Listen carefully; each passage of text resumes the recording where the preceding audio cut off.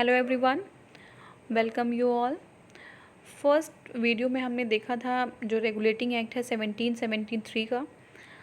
इस वीडियो में हम अमेंडिंग एक्ट 1781 या इसको हम एक्ट ऑफ सेटलमेंट भी कहते हैं और पिट्स इंडिया एक्ट 1784 दोनों को हम डिस्कस करेंगे। तो चलिए पहला क्वेश्चन हम देखते हैं। जो फर्स्ट क्वेश्चन है वो कहता है amending act 1781 to regulating act 1773 which of the following provisions. ठीक है ना। तो हमारा 1781 से लेके 1773 तक इसमें कौन से प्रोविजंस हैं, तो वो जो प्रोविज़न है उसको हमें देखना है। तो हमारा जो फर्स्ट ऑप्शन है वो है increase in the jurisdiction of supreme court established bye regulating act 1773। तो देखिए जो सुप्रीम कोर्ट है, क्या उनका जो जुरिस्डिक्शन है वो इंक्रीज़ कर दिया गया था। सेकेंड है recognition of the appellate jurisdiction of the governor general in council. तो क्या गवर्नर जनरल काउंसिल की अपीलिएट जुरिस्डिक्शन को रिकग्नाइज किया गया था। थर्ड है enactment of the temporary uniform civil code. क्या टेम्परेरी यूनिफॉर्म सिविल कोड को इनेक्ट किया गया था।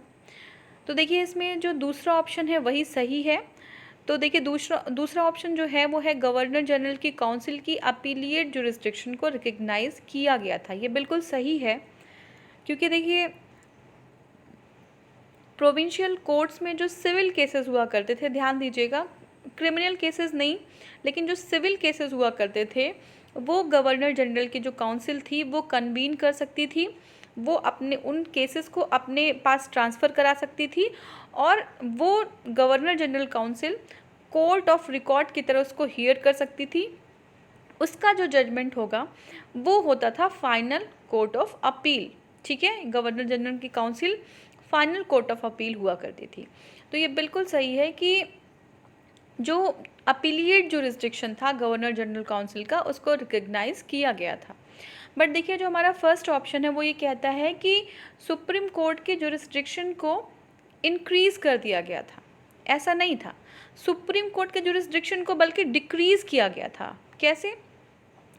देखिए सर्वेंट जो थे कंपनी के वो अपनी ऑफिशियल कैपेसिटी में जो भी अपने एक्शंस जो फंक्शन किया करते थे वो सुप्रीम कोर्ट के जुरिस्डिक्शन से बाहर कर दिया गया था, उसको एग्जेम्प्ट कर दिया गया था। तो सुप्रीम कोर्ट का जो जुरिस्डिक्शन था उसको इंक्रीज़ नहीं बल्कि डिक्रीज़ कर दिया गया था। ठीक है।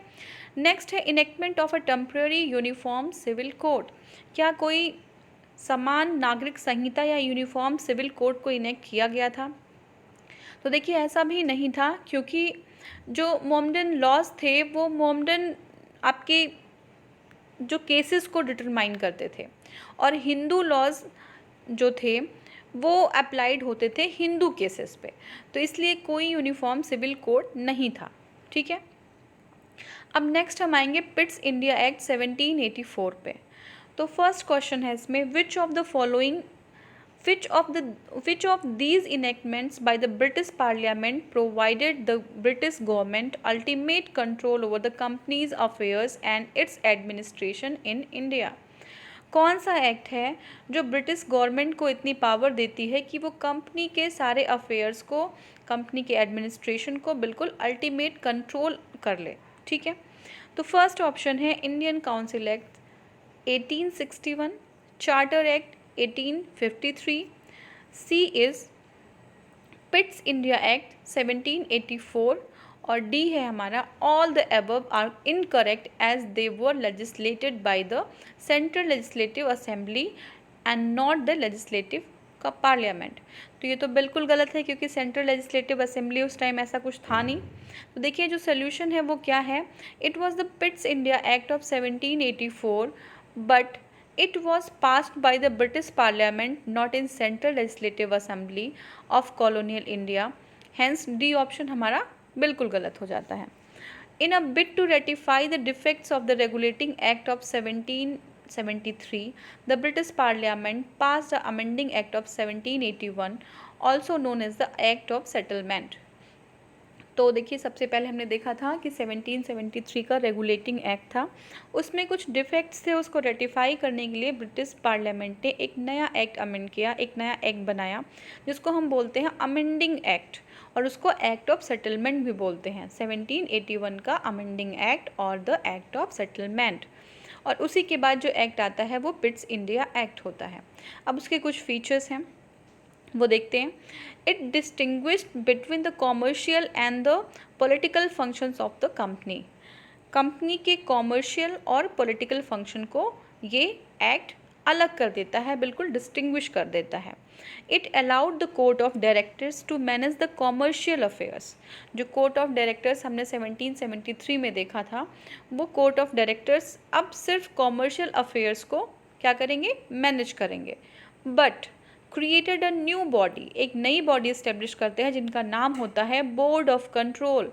ठीक है, बोर्ड ऑफ कंट्रोल को एक नई बॉडी बनाते हैं और ये क्या करते हैं मैनेज, ये पॉलिटिकल अफेयर्स को, यानी कि सीओडी जो होते हैं वो कॉमर्शियल अफेयर्स को और board of control political affairs को हैंडल करते हैं। ठीक है, thus it establish a system of double government. और ये बहुत ही इंपॉर्टेंट है, एग्जाम में आता है कि डबल गवर्नमेंट और ड्यूअल गवर्नमेंट है वो हम बाद में देखेंगे, लेकिन अभी जो डबल गवर्नमेंट है, डबल गवर्नमेंट कहाँ से स्टार्ट होता है, हमारे पिट्स इंडिया एक्ट से। 1784 का जो पिट्स इंडिया एक्ट है वहाँ से जो है हमारा डबल गवर्नमेंट स्टार्ट हो जाता है। कैसे, कोर्ट ऑफ डायरेक्टर जो होते हैं वो तो होते ही हैं, हम बोर्ड ऑफ कंट्रोल एक नई बॉडी बना देते हैं जो कि हमारे पॉलिटिकल अफेयर्स को मैनेज करेंगे। देखिए, it empowered the board of control to supervise and direct all operations of civil and military government और revenue of the British position in India. कौन कौन सी पावर होती हैं, हमने देखा पॉलिटिकल पावर्स होती हैं, तो क्या करेंगे वो सुपरवाइज करेंगे, डायरेक्ट करेंगे जितने भी ऑपरेशंस हैं, जितने भी काम हैं सिविल और मिलिट्री के जो कि ब्रिटिश पोजीशन ऑफ इंडिया में हो रहे हैं। अब पहली बात, ब्रिटिश पोजीशन ऑफ इंडिया क्या होता है, तो कंपनी की जितनी टेरिटरी होती है इंडिया में, कंपनी ने जितनी भी टेरिटरी एक्वायर की होती है, और वो बहुत सारे एक्विजिशंस के फॉर्म थे, कैसे कैसे एक्वायर करती है वो सब हिस्ट्री का है। तो जितनी भी जो टेरिटरी है वो कंपनी एक्वायर करती है, उसी को जो है पहली बार कहा गया ब्रिटिश पोजीशन ऑफ इंडिया। तो एग्ज़ाम में आता है कि कब पहली बार ब्रिटिश पोजीशन ऑफ इंडिया कहा गया था, वो था पिट्स इंडिया एक्ट 1784 में। ठीक है, British government was given the supreme control over the companies affairs and it's administration in India.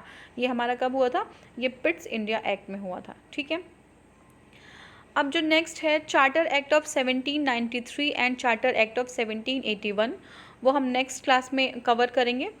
तो अगर आपको ये वीडियो अच्छा लग रहा है, अगर आपको चीज़ें क्लियर हो रही हैं, समझ आ रही हैं, तो प्लीज़ आप इस चैनल को सब्सक्राइब करिए, वीडियोस को लाइक करिए।